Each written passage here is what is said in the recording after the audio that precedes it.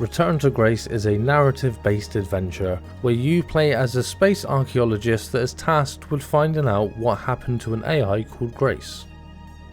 As you play through the game, the different parts of the AI will create different personalities to help you along your way, from charming, nice personalities and fun ones to the just downright annoying ones. So this is not an action game, it's not over the top or action based, it's very much adventure and it's very much narrative driven.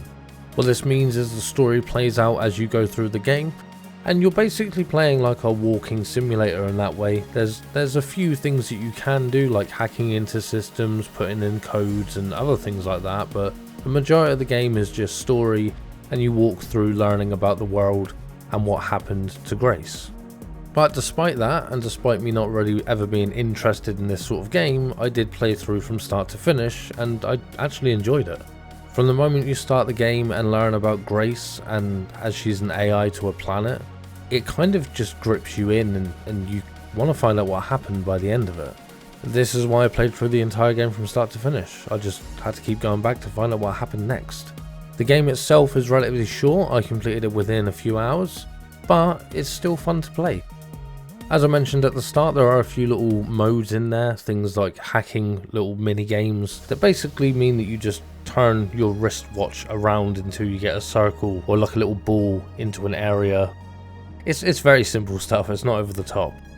There are a few other little things that you have to do when it comes to codes to doors, where you're told a pattern, you have to memorize it and put it in again.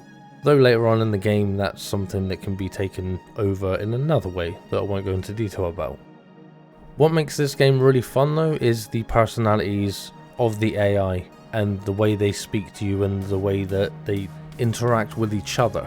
It's very interesting the way the different personalities are created at certain parts of the game. These personalities are created for specific reasons, but that then means that they're there for the rest of the game talking to you and interacting with each other as well. There are some very funny moments, some very interesting moments where they speak to each other.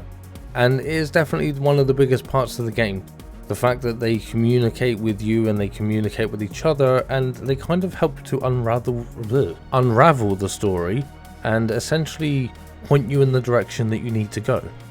The other part of them is that they kind of present certain things to you to allow you to make decisions and go your own way. But every single one of these decisions actually seems to add up to what happens at the end of the game. It's something that I didn't realise was happening at the time, but by the time I got to the end of it, every decision I made pretty much got brought up and mentioned in the ending. I'm not sure whether there's different types of endings because I've only played through it once, but it does seem like there's different variants of endings that are there depending on the decisions you make. The one downfall is that you can't really save the game manually, so you can't really just go back to the last checkpoint or a save point. You have to start again from the start, and that's why I haven't played through it twice yet. I have to say that overall the world itself is interesting, it's very beautifully created, there are some stunning scenes at times, and it is a very fun game to play and very enjoyable, especially if you like story-based games.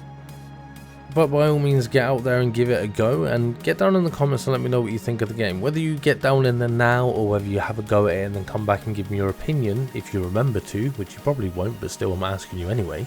It would be very much appreciated to have some feedback on what you think of it and what you think of my video in general. This is a very quick review, so I'm just going to finish up now, say thank you very much.